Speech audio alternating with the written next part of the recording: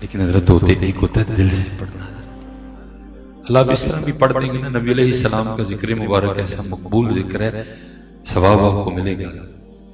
لیکن قربان جاؤں جب آپ دل سے پڑھیں گے نا، اور اس کا سب سے پہلا اور بڑا فائدہ یہ ہوگا پھر آپ کے دل کی دنیا بھی بدلے گی جب آپ دل سے پڑھیں گے.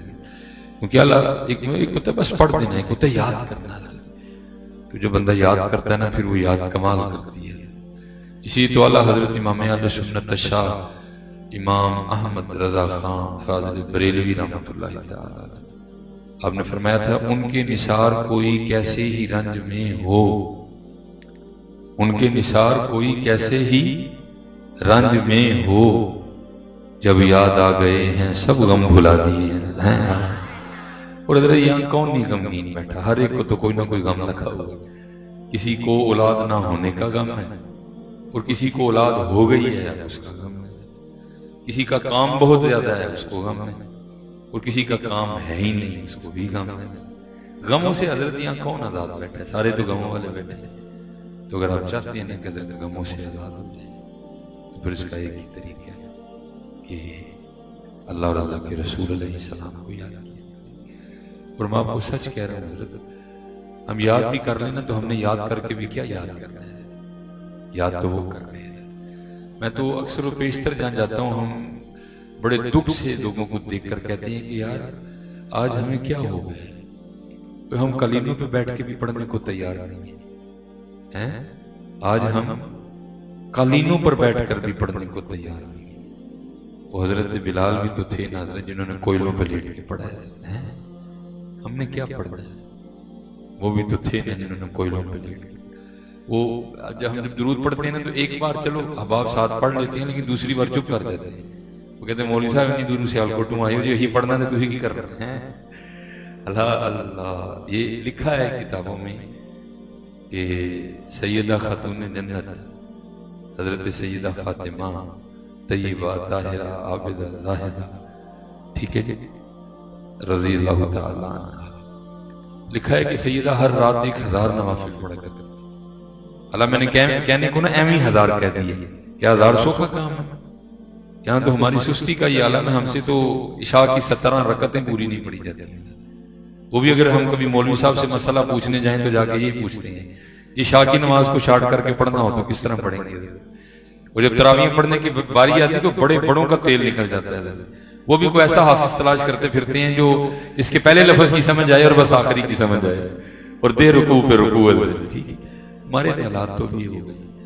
لیکن لکھا ہے کہ سیدہ ایک رات میں 1000 نوافل پڑھا کرتی تھی. کہنے کو 1000 ہے، 10 50 100 150 190 280 340 495 500 600 700 800 900 پھر جا کے حضرت 1000 ہوتا ہے.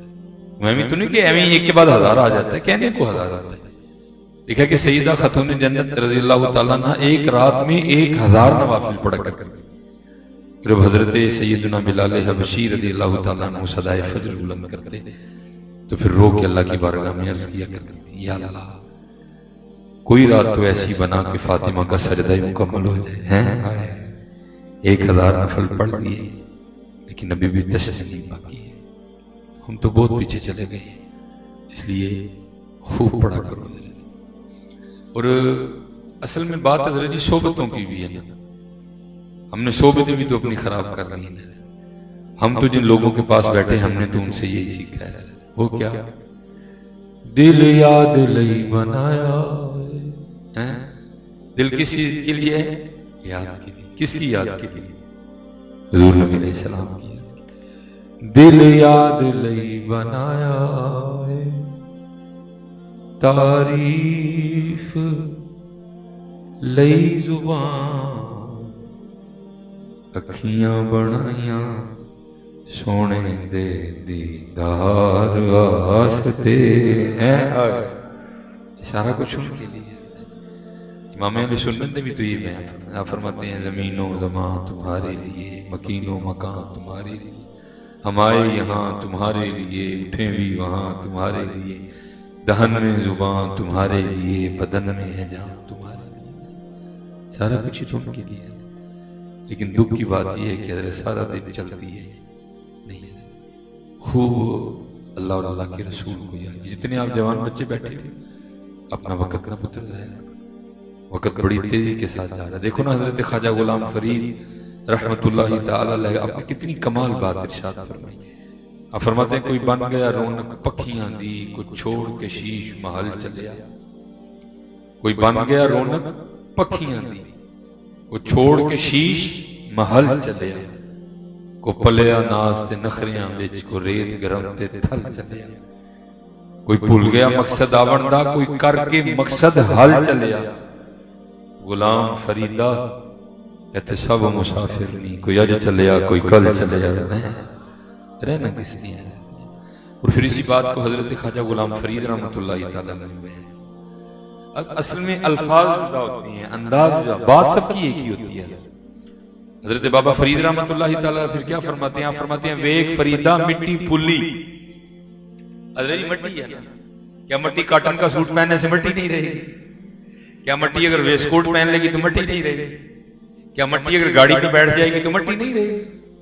یا اگر مٹی کسی مہنگے گھر میں رہے گی تو مٹی نہیں؟ بھائی مٹی جو مرضی کر لے اس میں مٹی رہنا نہیں. اس لیے تو کہتے ہیں کہ کبھی بھی شیشے کے دھوکے میں نہ آنا ہے. شیشہ بڑا جھوٹ بولتا ہے. کبھی بھی شیشے کے دھوکے میں نہ آنا ہے. اپنی حقیقت کو یاد رکھنا، اپنی حقیقت کو. آپ فرماتے ہیں ویک فریدہ مٹی پھلی. مٹی پھلی ہے، اس کے رنگ ہیں، مٹی دیکھ رہی ہے، مٹی بول رہی ہے، مٹی سن رہی ہے، مٹی چل رہی ہے. اللہ نے مٹی کو سونگھنے کی طاقت دے دی ہے.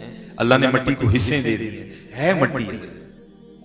تو آپ ہمارے حالات دیکھیں، آپ کو میرے جیسا ملا ہوگا تو آپ دیکھ رہے ہیں ویک فریدہ مٹی پھلی. مٹی ویک کے مٹی پھلی بھول جاتے ہیں اکثر و بیشتر. اللہ معاف فرمائے، بس حالات اسی طرح کے چل رہے ہیں. وہ ہمارے پنجابی میں کہتے ہیں تیاں سانجیاں ہوتی ہیں، لیکن ہم بھول جاتے ہیں کہ نہیں حضرت تیاں سانجیاں ہوتی ہیں. جب بچیوں کے اسکول جانے کا ٹائم ہے پھر چونکوں میں کھڑے ہیں، جب بچیوں کے اسکول آنے کا ٹائم ہے پھر چونکوں میں کھڑے ہیں. میں آپ سب بچوں سے کہوں گا پتر کبھی بھی حرکت نہ کرنا ہے. کبھی کسی کی بیٹی کے لیے چونک میں نہ کھڑا ہونا. بوڑھا تو نے بھی ہونا، بیٹی تیری نے بھی جوان ہونا بھی ہے. آج اگر تو کسی کے لیے کھڑا ہو رہا ہے تو پھر کل کو تیری کے لیے بھی کھڑا ہو جائے. اگر تو چاہتا ہے نا کہ کل کو تیری بیٹی کے لیے نہ کھڑا ہو تو پھر تو آج کسی کی بیٹی کے لیے نہ کھڑا ہو. وقت بدلتے کون سا پتہ لگتا ہے. کبھی میں بھی یہ بچوں کو جب میں دیکھتا ہوں تو میں بھی کبھی نہیں کی طرح تھا. ایک وقت تھا جب داڑھی نہیں تھی، ہم اسکول جایا کرتے تھے، پھر اللہ نے داڑھی دے دی. راستہ سامنے دیکھا کہ ایک بال سفید آیا، پھر ہم نے دیکھا 2 آئے، پھر ہم نے دیکھا 3 آ گئے. اب دیکھ لو دیکھتے دیکھتے آپ کے سامنے یہ سفید سے سفید ہوتی جائے گی. وہ جتنی سفید ہوتی جائے گی یہ ساتھ ساتھ پیغام دے کے آ رہی ہے سلیمان موت نیڑے. جتنی سفید ہوتی جائے گی یہ اتنا ہی پیغام آتا جائے گا سلیمان موت نیڑے. ہاں بھائی میاں محمد بخش صاحب نے کہا بھی تو ہے. آپ فرماتے ہیں کالے وال مسافر ہوئے، کالے وال مسافر ہوئے چٹیاں ڈیرے لائے. یہ علماء بیٹھے ہیں. یہ سب سے پہلے سفید بال حضرت ابراہیم علیہ السلام کو آئے، اس سے پہلے یہ سفید بال نہیں تھے کسی کے. اور جنت میں بھی کسی کے بال سفید نہیں ہوں گے. بھائی حضرت ابراہیم علیہ السلام سے پہلے کسی کے سفید نہیں تھے، جنت میں بھی سفید نہیں ہوں گے. تو اگر اللہ چاہیں تو پھر اللہ قادر ہے کہ یہاں بھی کسی کے سفید نہ ہو. اللہ یہ طاقت رکھتے ہیں، اللہ قادر ہے اس چیز کی، اگر چاہیں تو یہاں بھی نہ ہو. لیکن کیا ہے، میں کہتا ہوں اللہ نے حضور نبی علیہ السلام کی امت پہ بڑا کرم کر دیا ہے کہ امت کو سفید بال دے دی.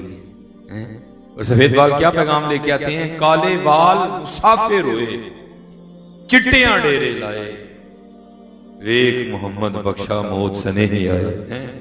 یہ سفید بال نہیں حضرت، یہ پیغام آ رہا ہے مالک کا. ہرانے والا بال پیغام لے کے آ رہا ہے مولوی جی بس کرو وقت نیڑے آ. ہاں بھائی وہ 15 سال کی عمر میں تو نہیں نہ آئے، وہ 17 سال کی عمر میں تو نہیں آئے، وہ 25 سال کی عمر میں تو نہیں آئے، ایک عمر میں ہی آئے ہیں جا کے. یہ کیا پیغام لے کے آئے ہیں؟ سلیمان لڑکپن گزر گیا، جوانی گزر گئی میاں، ہاں اب سفید بال آئے ہیں، اب تیاری کر. اور پھر حضرت بابا فرید نے بھی لکھا، آپ بھی فرماتے ہیں اٹھ فریدہ ستیا تیری داڑھی آیا بھول. اٹھ فریدہ ستیا تیری داڑھی آیا بھول، اگا آ گیا نیڑے پیچھا رہ گئی دور.